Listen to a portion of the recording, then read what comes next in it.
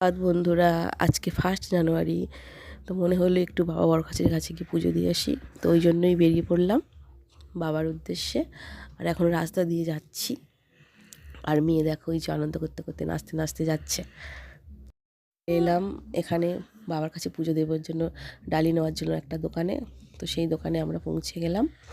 এরপর আমরা ডালি নিলাম, নিয়ে যাচ্ছি। তার আগে কিন্তু টিপ দিয়ে দিয়েছে আমাদের কপালে। এখানে যারা বড়গাছালি পুজো দিতে আসলে যারা টিপ দেয়, তার আগেই কিন্তু টিপটা দিয়ে দিয়েছে। যাচ্ছি মন্দিরের উদ্দেশ্যে। দেখো কত ভিড় হয়েছে আজকে। 3 পাক যে ঘুরতে হয় সেটা কেউই ঘুরতে পারেনি, এত ভিড়। আমি ভেবেছিলাম সামনে থেকে দেখাবো শিব ঠাকুরকে, কিন্তু এতটাই ভিড়, ফোন নিয়ে উঠতেই পারিনি মন্দিরে। তো পুজো দেওয়া কমপ্লিট হলো, এরপর বাড়ির উদ্দেশ্যে চলে যাচ্ছি।